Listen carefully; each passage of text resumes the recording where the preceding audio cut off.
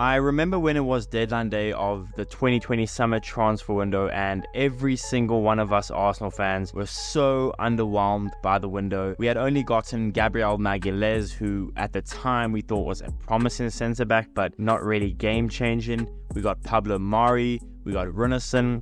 Yeah, what a weird signing he was. And a couple of free transfers of Willian and Cedric. And with us finishing 8th the season prior, it was clear that this just wasn't enough to take us to the next level. Still, some fans believed that Arsenal would make a splash on deadline day. But with the famed journalist Fabrizio Romano having reported that Arsenal had no intention to do anything on deadline day, hype soon died, and we thought this is the team that we're going to be riding with for the rest of the season, or at least until January. But out of the blue, the release clause for then 27-year-old Thomas Partey from Atletico Madrid. That release clause was triggered by Arsenal, a £45 million release clause, and this signing got me and probably 99% of the Arsenal fan base so hyped. Finally, at last, a world-class CDM that was elite on his day, didn't suffer with too many injuries with Atletico, and was a pivotal part in Atletico's success in recent years. Finally, Arsenal had done something, had made a big club move after so many years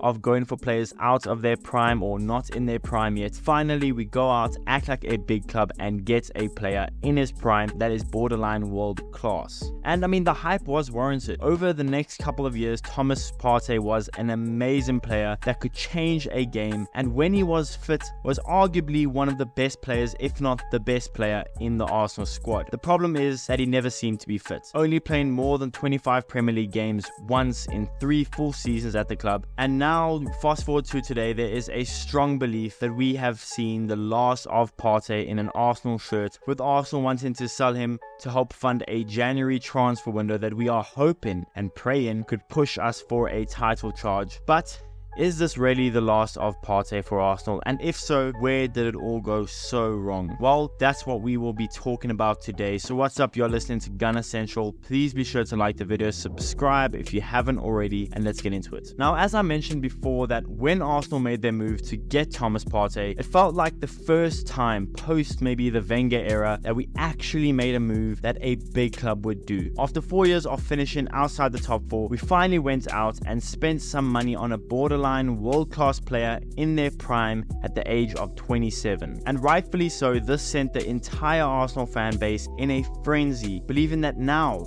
finally, this team can kick on under a good manager in Mikel Arteta and with some really good players in the team. But the team finished 8th for the second time in a row, and Partey's first season had some glimpses of the player he could be and the player he was, but only playing 33 games in all competitions and missing 16 games through injuries led us all to believe that if we just got a fit and healthy Partey for maybe a full season, then he could prove to be one of the best CDMs in world football. And the following season for Arsenal was slightly better, finishing 5th and showing tons of signs of progression under Arteta. But as for Partey, it was more of the same, only playing 26 games in all competitions and missing 13 games through injury and several games through AFCON. But again, despite this, it was pretty much the same thought process about Thomas. If he could just be fit and healthy for a full season, he would show his worth and prove why he is one of the best CDMs in the game. And then last season we finally get a fit and healthy season, basically for the most part, and Arsenal had an amazing season, narrowly missing out on the Premier League and finishing 2nd behind, you know who, Man City. Thomas Partey managed to play 40 games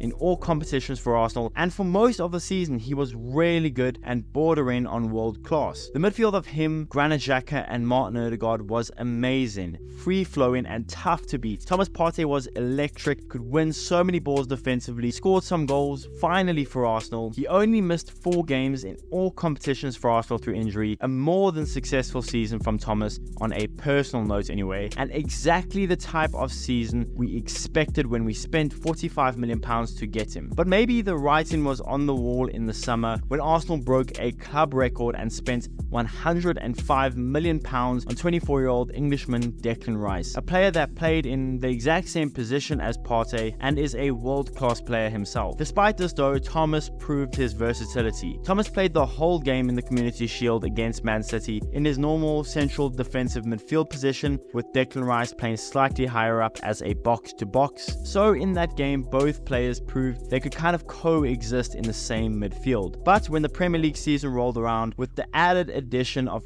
Kai Havertz in the midfield, Thomas moved to right back and started all of the first 3 Premier League games there until he suffered a groin injury to take him out of the next 4. He returned against Man City coming off the bench for the last 15 minutes, and I mean, he looked fairly good in CDM. He was then benched for the next game against Chelsea and hasn't played since. He has been out of the last 6 Premier League games with a hamstring injury, and he has yet to play a single minute for Arsenal in the Champions League. With all of these injuries, it really makes you thankful that Arsenal did what they did to secure the signing of both Declan Rice and Kai Havertz. Now it's pretty much all but confirmed that Thomas will probably be moved by Arsenal in January to help push us through, get some more recruits, and try get our first Premier League title for the first time in 2 decades. So my thoughts on this is, I think it's a good decision to part ways with Thomas. He's 30 years old, rinsed with injuries most of the time. Now when he does play, he is as good as you could hope. Elite in the midfield, controls the game so well, a lot like Declan Rice. But with the fact that we do have Declan Rice, who's just 24 years old, doesn't seem to be nearly as injury prone as Thomas Partey, I mean touch wood of course, it's maybe a really good time to part ways with him. And like I said, I know he is really good when he does play, but he just doesn't play enough, and we can't win anything with our best players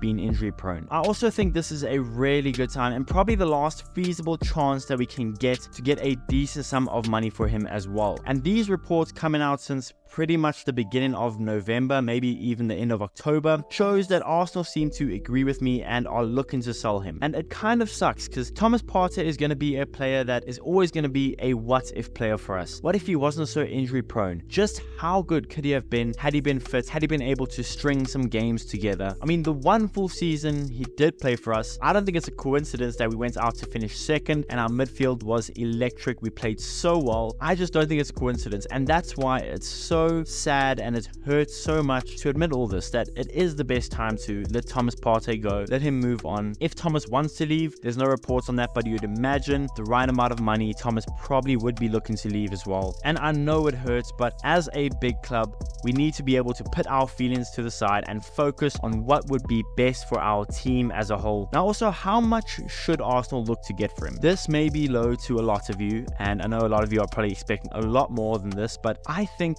anything over £25 million is a good price for a really good, borderline world-class when fit, but injury-prone 30-year-old player. Again, I know it's going to be low for a lot of you, but you have to remember, for a team to get Thomas Partey, they're taking a chance. He's 30 years old now. He's probably outside of his prime. He's injury-prone as hell. Yes, he has versatility, and yes, when he's fit, he's borderline world-class, but he's 30. He's injury-prone. He's probably going out of his prime now, and it's just a bit sad because he looked so good for Atletico and he was with us during his prime years, but injuries just prevented him from proving his worth. Now, do I think he lived up to the £45 million price that we paid for? I would say yes. I think it's a reasonably small price to pay for a CDM that was world class. They gave you 104 games in all competitions in the past 3 seasons. But again, his story with Arsenal is kind of just injuries, good games, injuries. It's really sad, but yeah, I think £25 million plus would be a really good fee for him. But yeah guys, that's the video. Let me know in the comments below, what do you guys think would be a good price for Partey, and if you were in charge, would you sell Partey? Let me know in the comments below. Be sure to smash the like button, subscribe if you haven't already, and I'll see you guys in the next one.